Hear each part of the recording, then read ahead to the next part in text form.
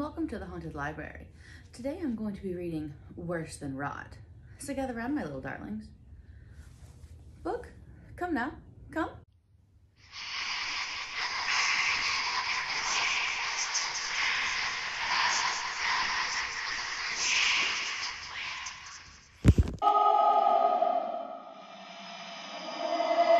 Worse Than Rot.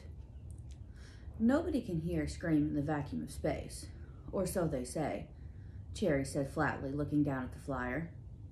Good thing we won't be in a vacuum. We'll be in the Anaki station, Avani retorted, plucking the flyer from her hands. We have to sign up by Friday. It says the Demeter Initiative will teach us all the skills that we need. Why wouldn't they pick farmers or construction builders that already know how, instead of papering the bottoms in hopes of us crawling out of here? That's because they need to stay here and keep the earth turning. We get to go to the Anaki station, start building there, and contribute to the future, Avani said, flopping down in the dirt and looking up at the sky. A gentle breeze blew across the dried-up riverbank, kicking up dust, tightening the cloth that they wore tied around their faces. Avanti squinted up at the flyer. Maybe we should talk to Mom. I don't even know if they will let a 16-year-old go to the station. You're still a kid. It says must be at least 15. I know you didn't finish school, but 16 does in fact come after 15. Avani said with a laugh. Yeah. I'm sorry I chose to work. You're welcome, by the way, for the food that got us. Cherry laughed, nudging her sister with the toe of her dirty boot. Let's go home before the dust storm gets too bad. You know it messes with your breathing. Letting out a sigh, Avani stuffed the flyer into her pocket and followed Cherry across the cracked riverbed, the dirt path winding deeper into the bottoms. There were still beautiful places with grass, trees, clean water, but you wouldn't find that in the bottoms. The ground was brown and cracked as far as the eye could see, with small tents and crudely constructed buildings making up the town. Passing through the market, Cherry stopped at a stall, looking over the small root vegetables and chunks of meat. What's on the menu for dinner? She asked, eyeing the meat warily. Carrots, potatoes are all that I have left. A few chunks of meat could make a stew, the shopkeeper shrugged. What kind of meat? Avani asked, eyes round to saucers. She could already taste the stew. We'll take it. Stew it is, Cherry interjected before the shopkeep could answer. Avani didn't need to know that it was roadkill from the top side. Who knew what it used to be, but it was still red and it didn't smell bad yet, so sold. Lifting up the tail of her shirt to make a bowl, the shopkeep put a few vegetables and chunks of meat into a wrapper. We're having stew. How long has it been since we've had meat? Avani squealed with excitement. Maybe a nice dinner will put Mom in a talking mood, Cherry shrugged, making a beeline for home. Pulling aside the canvas flap, the girls dipped their heads into the tent. Hey, Mom, we're home, Avani sang gleefully. Cherry brought us meat. Gaping, her mom whipped her head to look at her. You got meat? Do we have money to afford that? She said, worry and joy fighting a battle over her face. It was only a little. I was going to make stew for dinner. The rain barrel's almost empty, Cherry, Mom said, deflating. That's okay. I like pot roast better anyway, Avani said, trying to keep the mood up. I'll help you, Mom said, trying to get up off the pallet off the floor. Her leg was stiff and red, and a purulent ooze bursted from her calf when she bent it. The odor filled the tent. Down in the bottoms, a small cut from a piece of tin could kill you. Her eyes growing wide, she tried to cover the drainage. That's okay, Mom. I can handle it. Avani, you boil some rainwater and clean her leg again. Cherry tried to keep the tremble from her voice. They all knew the ending that was waiting for their mom. It was common in the bottoms. The rot took a lot of people. The aroma of cooking roast filled the tent. The light sizzle was a symphony of joy. Removing the pot from the heat, Cherry brought it over from the fire, placing a small hot pad on the crate they gathered around the pallet. Let's eat, Mom declared happily. Cherry ate slowly to give Avani and Mom a chance to get their fill. Seeing her family happy like this made the work in the fields more than worth it. So, Mom. On the way home from school, I saw a man from the top handing out flyers. Avani glanced at Cherry for support. Cherry stopped chewing and looked between the two. He was talking about the Anaki station. SRP is looking for volunteers to go to the station to start farming and building the city. It says you get free travel and trade for work, Cherry added, holding her breath. We think it's a good opportunity for us to get out of the bottoms. Well, Mom started, pursing her lips. I think it's a great opportunity for the two of you girls. I am in no shape to travel, but I can always go topside to my parents when you leave. After a little TLC, I can join you on the Anaki station if the SRP does a round 2. Their mom was a rare bird in the bottoms. She came from a wealthy topside family. When her parents found out Colin, their dad, was from the bottoms, they told her it's us or him. So moving into the bottoms, she never looked back. Colin was the love of her life until her kids were born. Then she really learned the meaning of love. Knowing her parents would never accept her back, she breathed a silent prayer to be strong until the girls left. May I see the flyer? Avani pulled the flyer from her pocket and tried to smooth out the creases. Space Repopulation Program invites any person over 15 to join the efforts today. As resources run low, the efforts to get the Anaki station ready for the populace have doubled.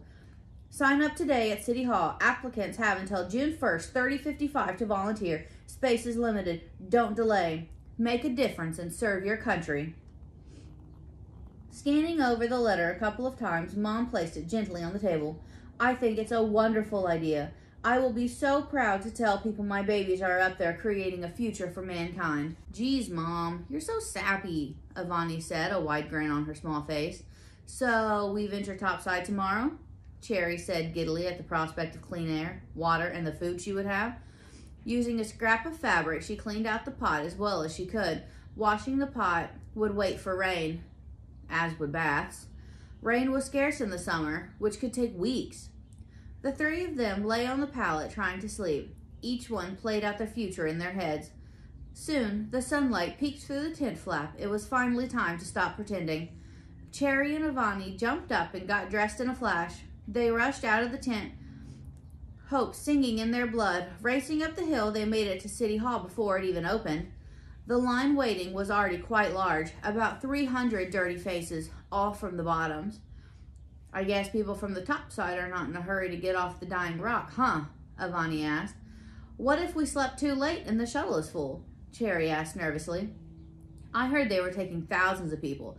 They said the station was mighty large and the fields were larger than any we'd seen, a man in front of them said before turning back to wait his turn. After what seemed like hours, the doors opened up and slowly the line began to move forward. People went in, however, no one came back out. Finally, it was their turn to step into the building. Following the flow to the right, the two girls went to the booth and took a seat. Name? The small, plump, bald man asked, not looking up from his computer. I'm Cherry Pickett, and this is Avani Pickett, gesturing between the two of them. IDs, please, he said, still not looking up. They placed their badges on the table. The man picked them up and walked off to a small machine that lit up and made buzzing noises. Maybe looking at people is a bottoms thing, Avani said with a snort and elbowed her sister in the ribs. Cherry sat up straighter.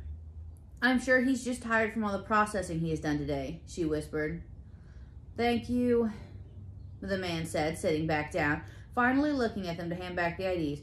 Sign here and Kevin will take you to the bus yard to wait with the other people, he said dryly, gesturing to the man standing behind them. Wait, we're getting ready to leave? Now? We didn't bring anything, she said, taken aback by the rush. The flyer said we had to double our efforts. I mean, the people are eating dirt sandwiches now. What will they be eating when the resources dry up? He said in a nasty tone. I'm sure a fat man like you will never know that answer, Avani said, standing up straighter. Kevin barked out laughter before leading the girls down the hallway, out the back of the building. We didn't say goodbye to Mom. Or pack any extra clothes, Cherry whispered to her sister. I wouldn't worry about that. We have the shuttle stocked with everything you will need. Nice new clothes, toothbrushes, anything else you could think of, Kevin said robotically. Taking her sister's hand, they joined the crowd of people that were waiting for the bus. This is the best thing for us, Cherry. You heard that, man. All we have here is dirt roast in our future. Avani's big lavender eyes brimming with hope. Mom will go topside and get medical treatment. She's going to be okay. You know, the only reason she stayed was us. You're right, As usual, I just wish we could have taken her topside to meet our grandparents at least once. Standing in silence, they packed together as more people flooded the terminal. Cherry had never been on a bus, but this wasn't what she had imagined. Sitting through to a seat, Avani was practically in her lap. People standing in the aisles lining the center of the bus all the way to the driver's seat. A guard, slightly taller than Kevin, was standing on the steps in front of the door. She had never seen military clothes in real life before, much less a gun. All right, guys, when we pull up to the station, we're going to go single file into the loading zone. After we load, please stay in the cargo bay. When we give the signal, you will be free to roam around.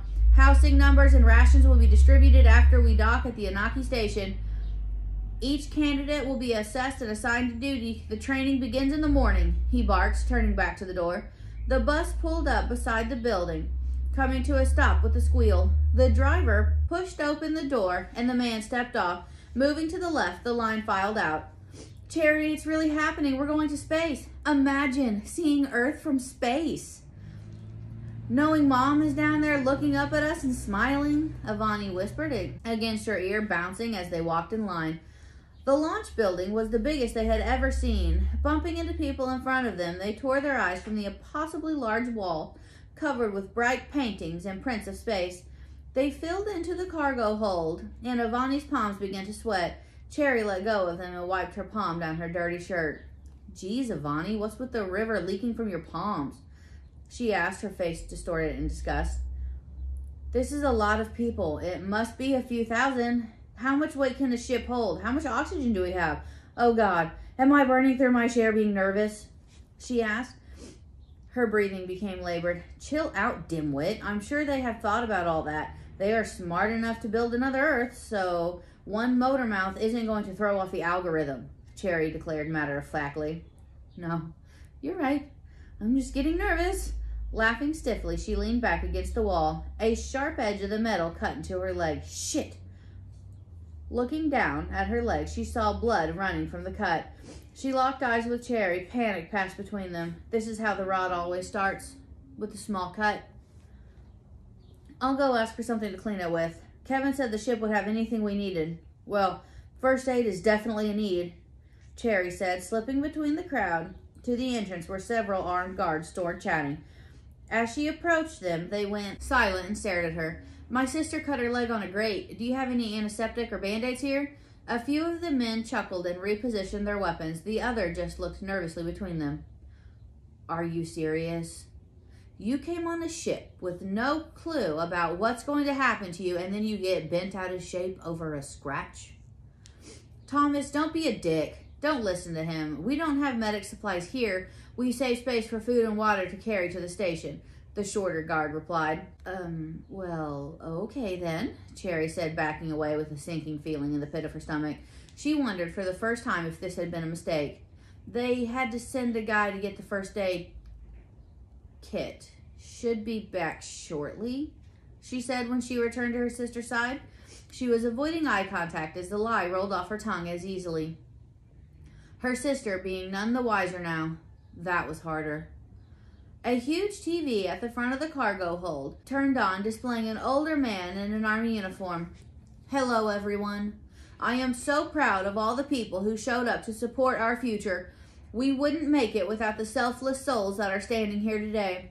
This is only the first cargo ship going to the Anaki station, so if you don't see some of the people that signed with you, don't fret. We'll be sending up a workforce 30,000 strong. The bay erupted in applause. We are preparing to take off, so we ask you stay in the cargo bay until the next message relays from the ground control that it's safe to move around the ship. It's going to be a little bumpy on takeoff. It's nothing to worry about. The TV went black again, and the cargo hold ignited in chatter. The sound was deafening. Grabbing her sister's hand, the two hugged tightly, holding their breath as the engines rumbled to life. It seemed like an eternity was passing, and the ship kept going up and up, higher and higher into the sky. A very faint hissing sound spread throughout the cabin as oxygen started into the room. From somewhere across the cabin, the echo of someone vomiting rang out. Curses followed by a rippling effect as people jumped away from the retching woman. The TV lit up bright again, casting a glow over the dirty faces that were waiting in anticipation. Good evening, everyone. Now, we are 244 miles above the Earth atmosphere. I must confess, there is not an Anunnaki station. There never was. The crowd erupted in cries and murmurs. You see, our Earth is dying. It's overpopulated and resources are running exceedingly low. Several years ago, we made contact with another species, like humans. They quest for knowledge. I don't want you to feel like you have been led astray by our promises. You will make a difference and contribute to the future of our world. We have set up a trade deal, 10,000 humans, for what we call Darwinian particles. These miracle granules, as you can call them, could grow grass even atop volcanic lava. Your countrymen will thank you, he said seriously, his brows drawing together in a scowl. When the TV clicked off, murmurs grew louder and louder. The men guarding the door stepped out, the airlock slid into place, locking them inside. What do they mean, another species, no Anunnaki station? Avani said. She was pale as a ghost.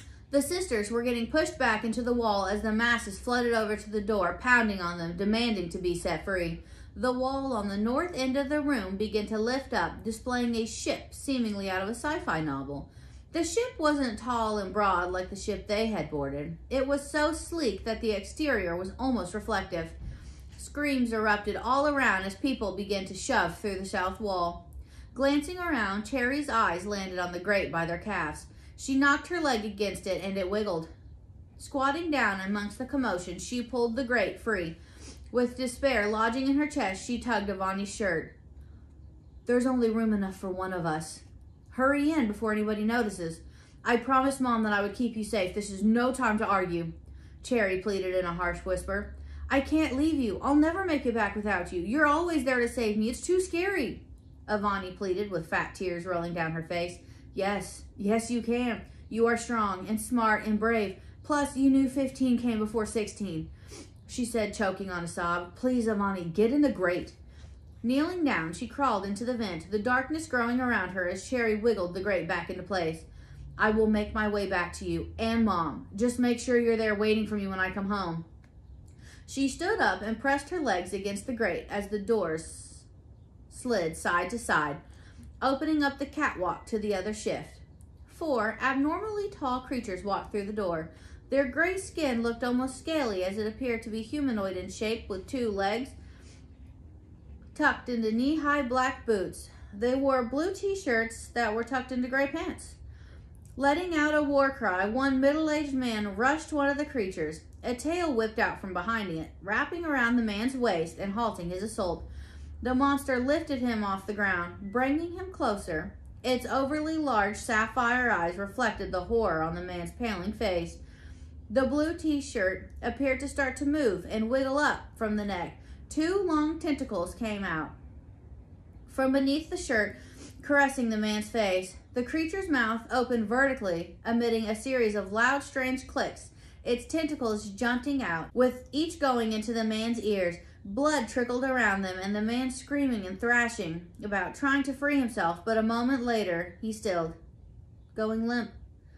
The creature released the man, dropping him onto the ground, and continued to glide around the room. One more of the TVs clicked on, and the monotonous tone ran out. Make a line and follow the Uskrid to their ship. Your sacrifice will not be forgotten. This I promise you. The creatures rounded on the herd of people, ushering them into the ship. A few scrambled to get away, but the fight did not last long. Cherry didn't dare glance back at the grate, hiding her sister. Keeping her head down, she boarded the ship. I guess there are some things worse than rot, Cherry said to herself, her spine turning to steel. She would make it back home to Avani and Mom, even if she had to drive the spaceship herself. So, I guess sometimes rock bottom has a basement. Until next time, happy hauntings.